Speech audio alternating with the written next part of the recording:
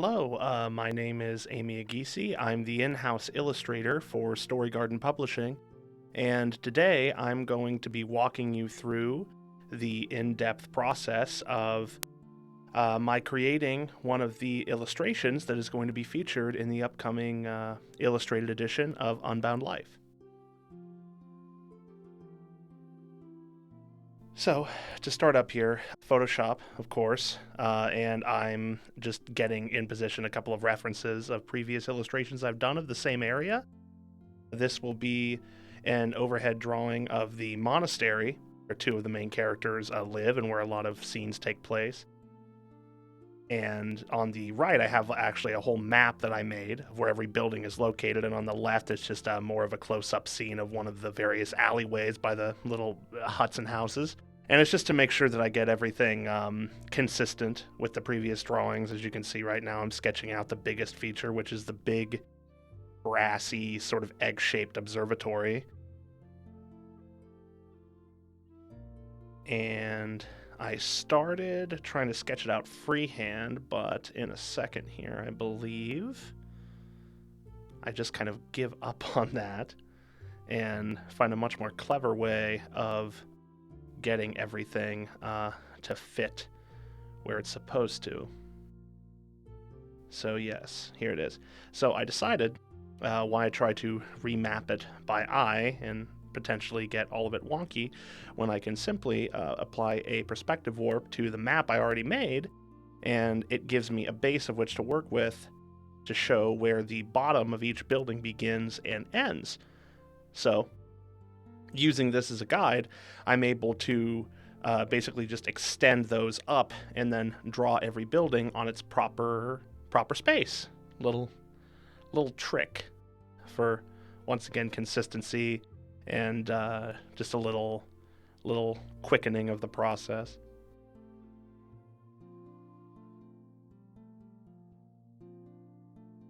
And as you can see, I'm just kind of freehanding the perspective a little bit, but having that base to work with really helps and does a lot of the work for me. All I have to do is extend up and then apply, roofs and ledges and things like that, which with experience you can kind of tell where it is. I guess I should be using rulers, but I've done it enough that I just kind of know how they look.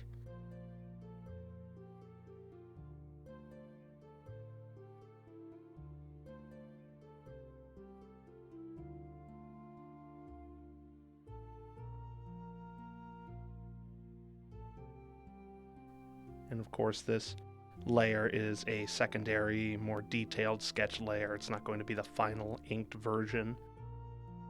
It's also at a lower opacity, but not quite as low as the map underneath. I believe this right here is the senior disciples' quarters, yes. And that's the main hall that I just drew there with the courtyard right next to it.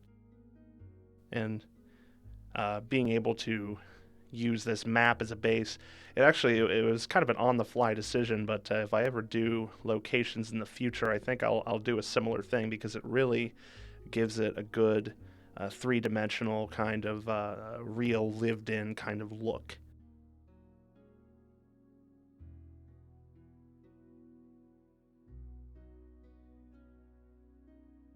So between that tower, which is the senior disciples' quarters, and the smaller building right behind the main hall, which is the infirmary, that's actually in that alleyway there, looking up at the observatory, is where the illustration on the left takes place. There'd be a little arch there between those buildings. And so I did that on purpose to sort of make sure that I organized those buildings there in the same exact way that I drew that initial illustration. Although, of course, those initial illustrations aren't entirely without problems. There are one or two buildings that, through drawing this, I found that I actually forgot to include on the map, and I simply went back and edited the map later after drawing this video to make the needed edits and add the needed buildings that were mentioned in the book that I forgot to include.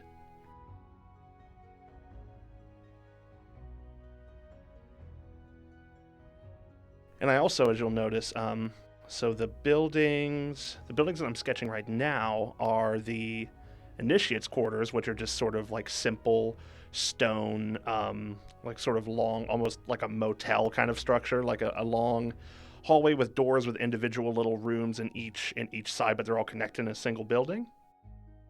And then the tower next to the observatory is the secondary observatory, where I think some of the astronomers have their offices and things like that. And I'm purposefully trying to give the monastery a visually diverse kind of feel, like it's been lived in for hundreds and hundreds of years, and buildings have been built by different cultures and people living there over the ages. Like maybe the initiates' quarters and the smaller sod and stone buildings were the initial temple, and then like the secondary observatory tower looks a little bit more sophisticated, maybe almost elven. I believe it's stated in the book, but don't quote me on this, that the main observatory tower was a dwarven construction with the brass and the telescope and everything, or a brass dragon maybe. I'm not sure. I'd have to look again. But and then there's some more modern contemporary buildings like the main hall and some of the other quarters.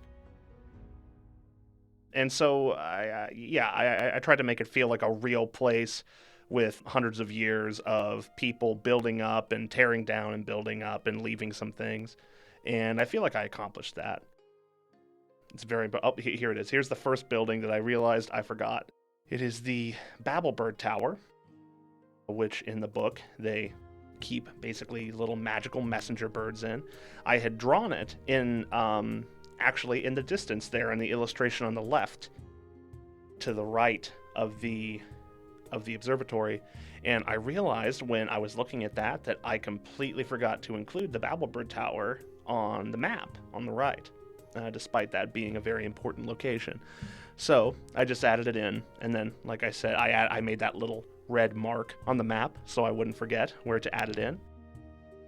And now the mess hall and a couple of extra offices and a guard house, which is just another little stone sodden building.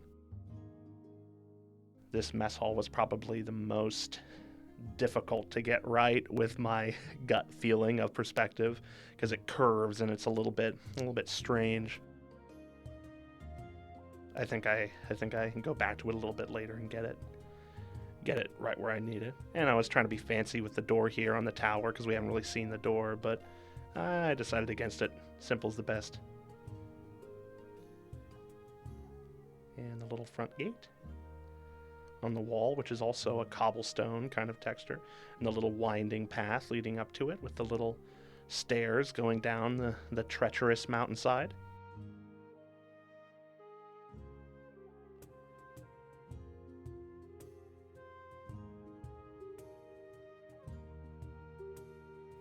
And the wall, similar to the buildings, is as simple as functionally tracing over my map, but just sort of moving it up at a perspective so as to insinuate depth, which is what I've done.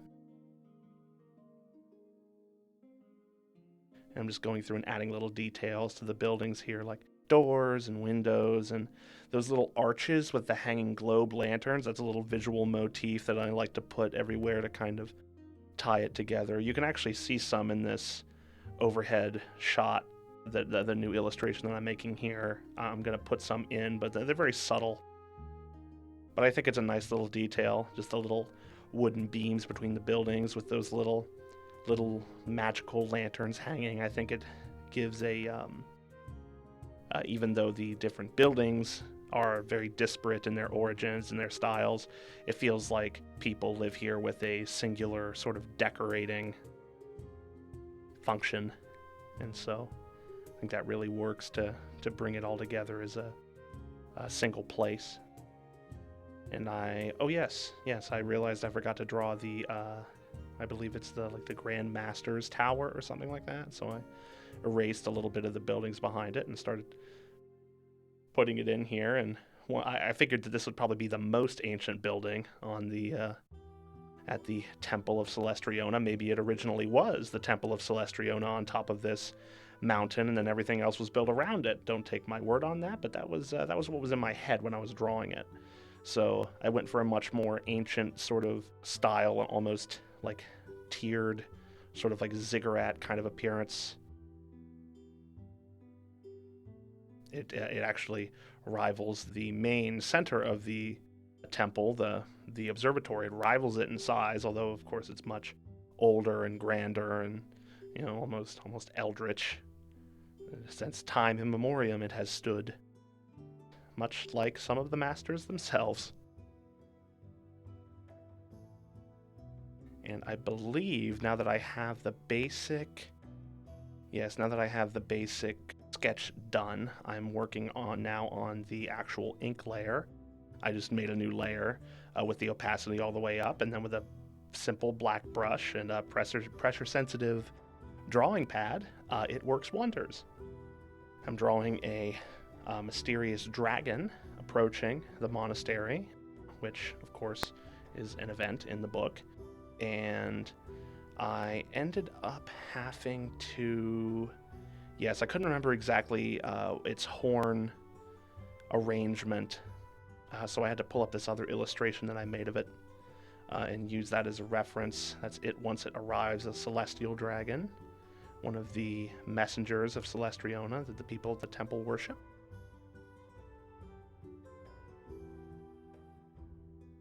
My initial thought was to have it closer with its glittering wings and its star-like little bits in its eyes kind of be able to be seen. But in a second here, I ended up deciding against it, feeling less was more. And I just ended up I made it smaller, more in the distance, and just gave it a silhouette so that the illustration where you first see it up close in all its glory is a little bit more striking and exciting.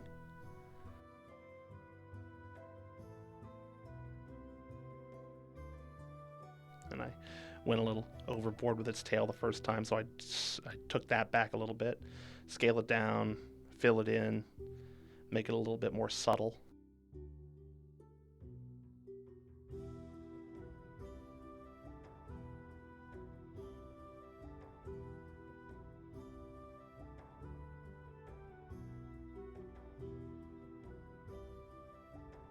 Apparently I didn't make it subtle enough, so I decided to do it even more so.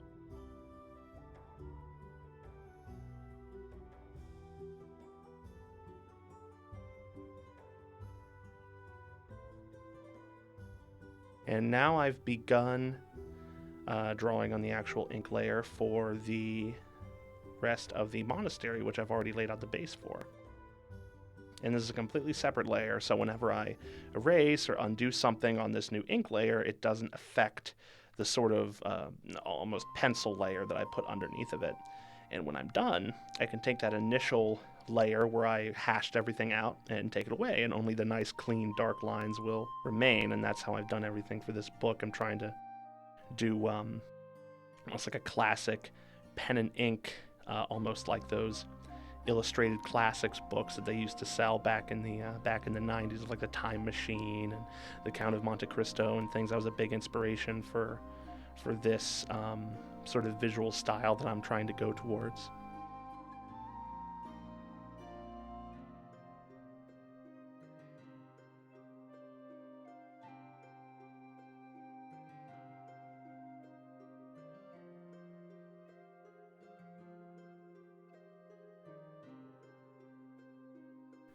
And on this illustration, I'm leaving the shading a little bit more sparse than I normally would.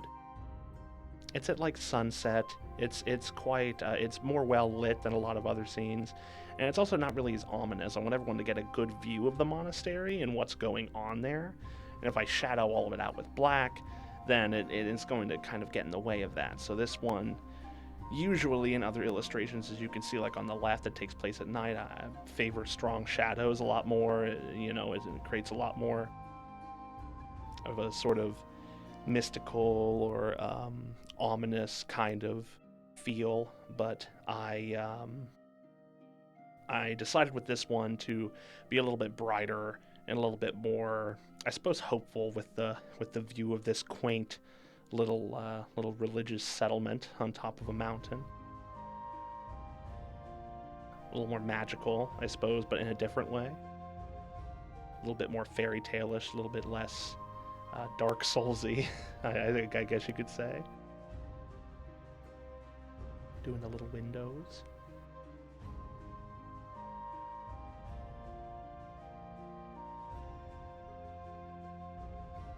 This stage is beyond that. It's fairly self-explanatory. I'm just going through, doing cleaner lined versions of what I already hashed out on the layer below, and then around that there are some things that, if I know what I want, or if they're simple enough, or if they're somewhat improvisational, like rocks, where you just kind of with your with your hand.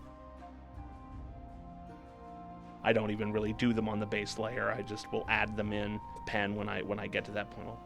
Pen in quotation marks. In my digital pen, in my imaginary little ink.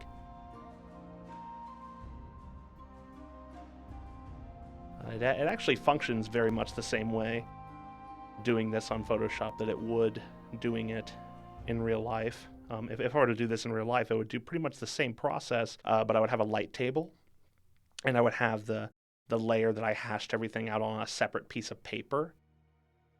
And then I would trace over that on a separate piece, so I wouldn't have to worry about any remainings of pencil.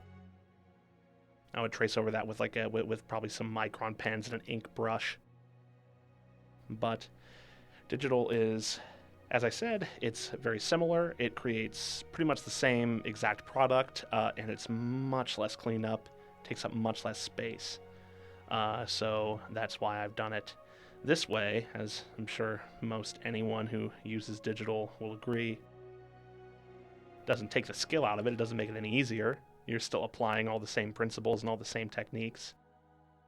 Like, oh, there's an example that I just did of being a little lighter on the shading. If this was at nighttime, I would have just kind of shaded that whole side of that little hut there, but I instead did just a couple of little hatches to indicate that there's that has like a cobblestone texture to it.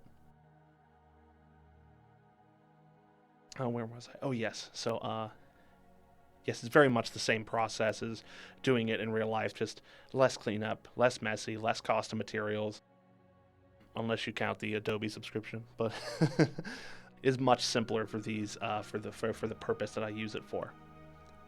But the same exact skills and the same exact thought process goes into it. It's just faster and much better for any kind of commissioned work.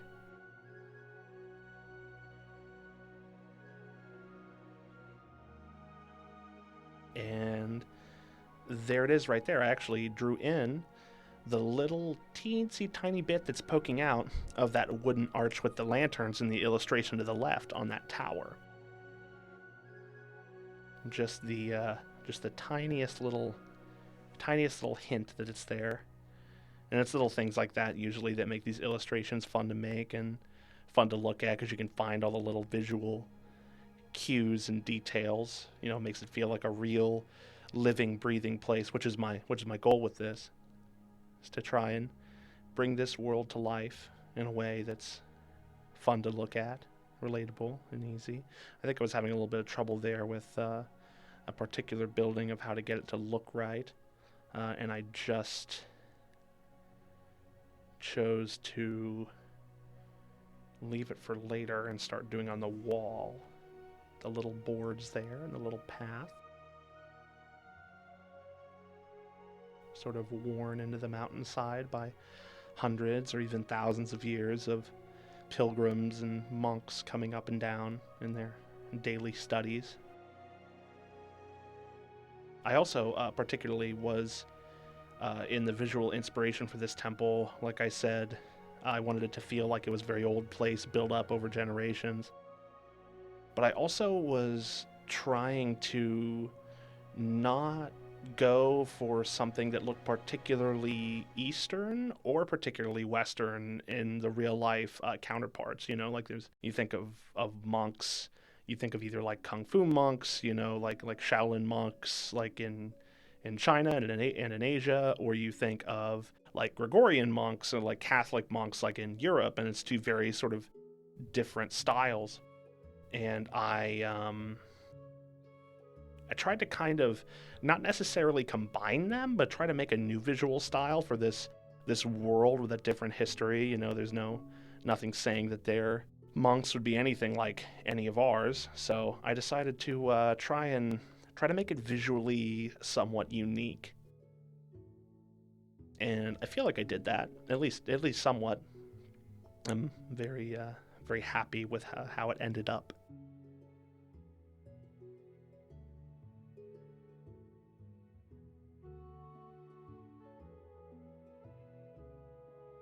And on to the mess hall, my arch nemesis, where all of the initiates and masters and everything go to eat their gruel and protein. And it actually went easier than I thought on this inking process here, because I hashed it out so much on the penciling stage.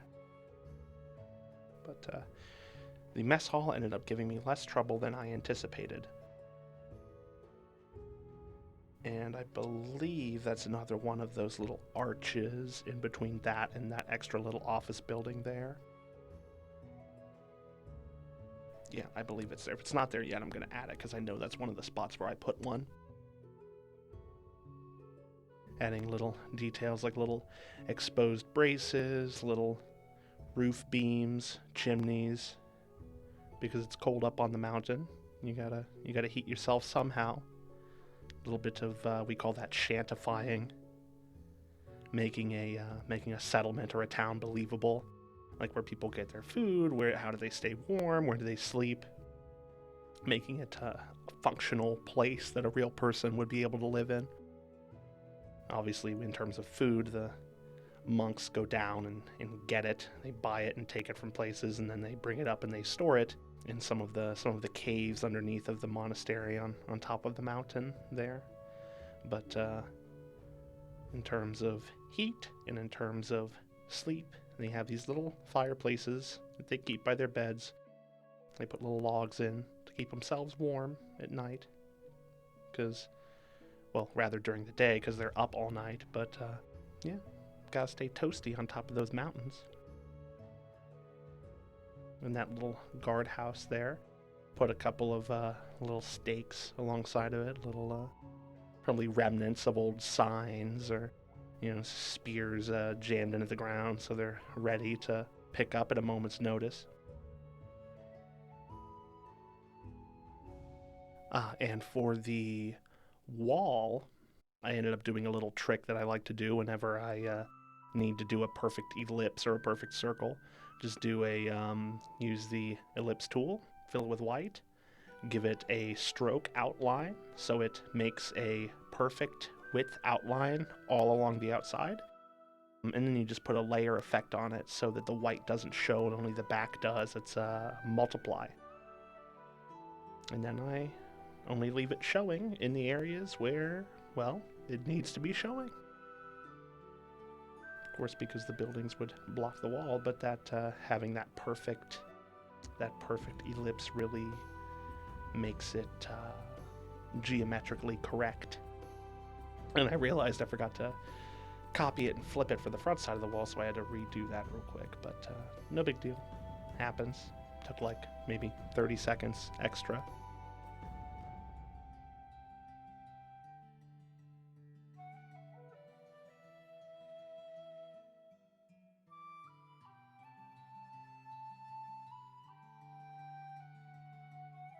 And I'm simply kind of copying these ellipse lines that I made because they're close enough, and it's much quicker than having to redo the ellipse again and again and again to get the different lines for the wall, perfect ellipses. So I just copy them and then kind of fill in the blanks where I need to, because they're small enough to just kind of eyeball it.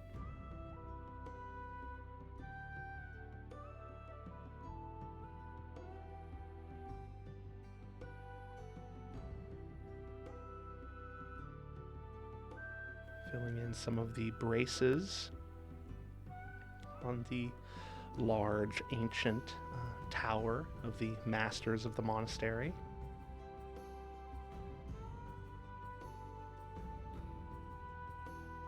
I put some little fighting dummies down there by the yard that the initiates can train on, kick around and tackle and, punch and things as they do out in their training yard where they hone their skills all night when they're not looking at the heavens above.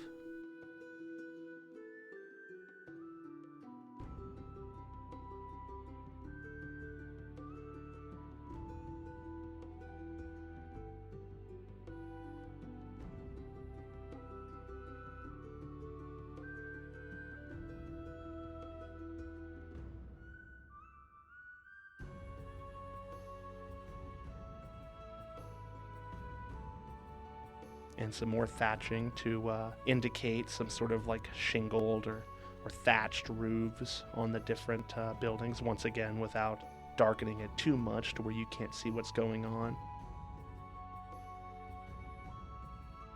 Trying to fit a whole lot of environmental storytelling in this one picture, so we have to use the space we can and not waste it.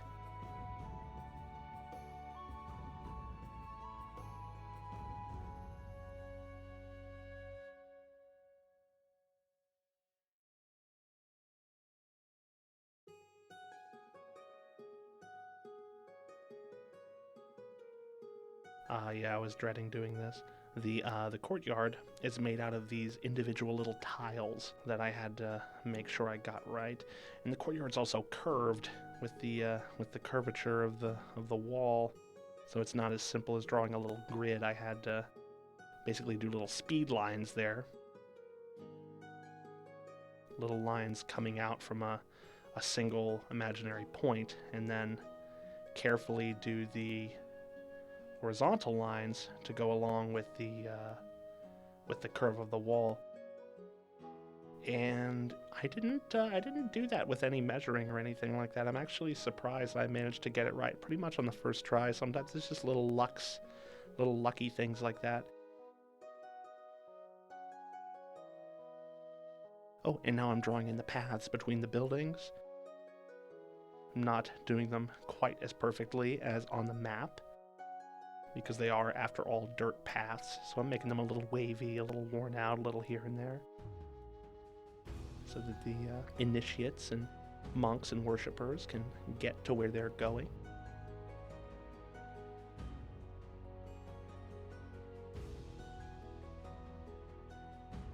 And that little thing that I just drew that path through, that little hump of earth with the little opening in it, that is the opening to their cold storage cellar. It's a little mouth of a cave that they built. They piled up dirt around and built a little thing around it to make it blend more nicely, and stairs.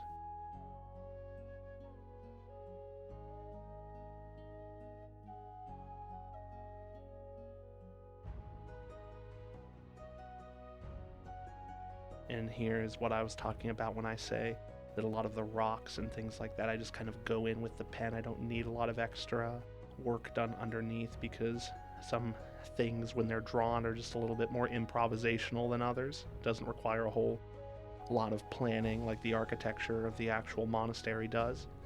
These jaggedy little mountain stairs.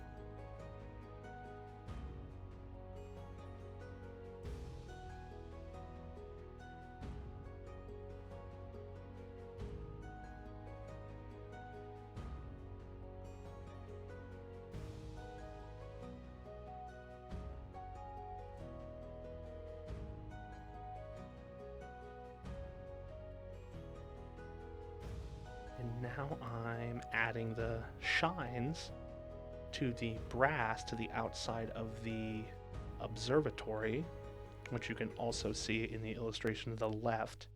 A big shiny brass egg, basically, that supports itself and houses a giant telescope inside that they use to observe the heavens, creation of their goddess that they worship. And that is the one thing on here that I pretty much used deeper black on, was the the observatory because it is the visual focal point, so it has a little bit more contrast, but also those reflections look really nice, and you can still tell what it is. It's reflecting the buildings and the mountain around it. It's quite an interesting little building. And now I'm going to drawing the supports on the Babelbird Tower, which is a much more primitive sort of building, just kind of bare bones, made to keep the birds in, keep them warm until they need to be sent out to deliver a message. Plenty of space in there for them to fly around and do their little Babelbird things, whatever Babelbirds do in their free time. Probably talk to each other. That's what they do, I imagine.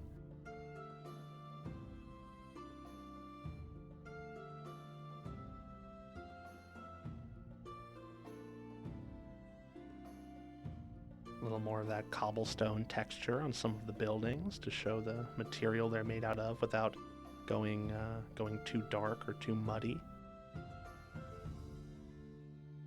And the secondary observatory tower is, of course, instead of being made out of cobblestone or plaster, it's made out of larger stone bricks, so it's much smoother and much more refined. Different architecture than the rest of the monastery, but also different from the observatory, like I said. So who knows who built it? Maybe the elves, or maybe there was some sort of architectural style that was popular a few hundred years ago that they used. Maybe some great artisan was commissioned by them to make it. Who knows? Could be any kind of story behind these little buildings in this little place. And of course I am adding some shadows because, well, there just would be some shadows. I'm just not going overboard with it.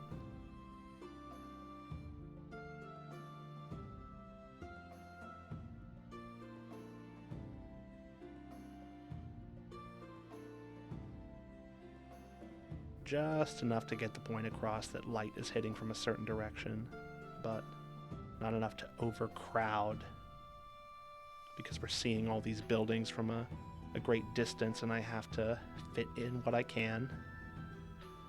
Little windows on the Grand Master's building, their temple there, their ziggurat-esque structure, almost like a pyramid and a tower in one interesting little thing.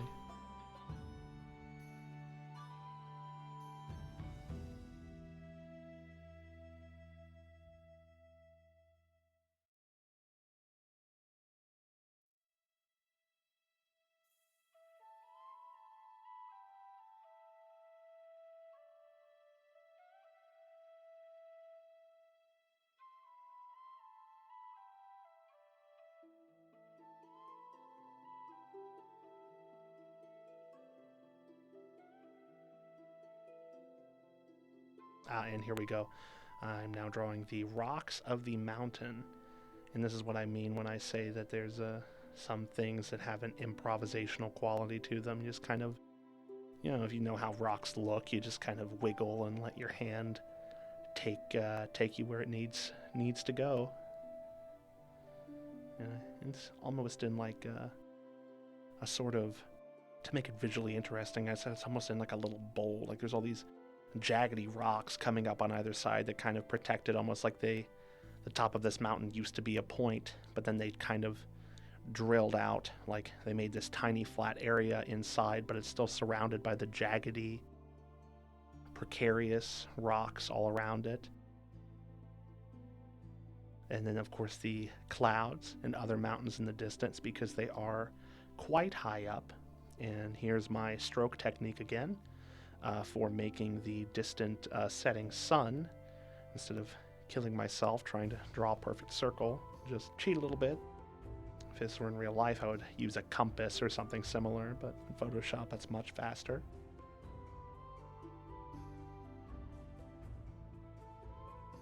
And more distant clouds.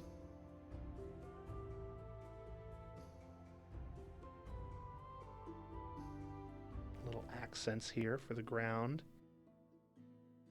They're high up enough that no real vegetation grows, so it's just kind of outside. It's just a gravelly sort of like stony, snowy sort of plain, I suppose, of what they've filled out. And the far side of the wall, of course, shadowed by the setting sun. Not too much interesting on the wall, so I felt it was okay to shadow it out like that. And doing a similar thing on the other side, cross-hatching it out, giving it that little fairy tale quality. No hard edges on the edges of these illustrations. I like to keep it kind of flowy. As you can see in the illustration on the left, there's no clear defined boundary. They kind of just bleed into the page, which gives it a kind of element that I enjoy. And that's it. We have completed this most recent illustration for the illustrated edition of Unbound Life, which you will be able to actually buy in the link in the description. It is now out, and I hope you enjoy it. In that book, you'll be able to see, not only read a wonderful story, but you'll be able to see this illustration as well as many, many, many others that I have made over the past almost year at this point. So yes, I hope you enjoy it. Have a good day. This is Amy Agisi from Story Garden signing out. Thank you very much for watching.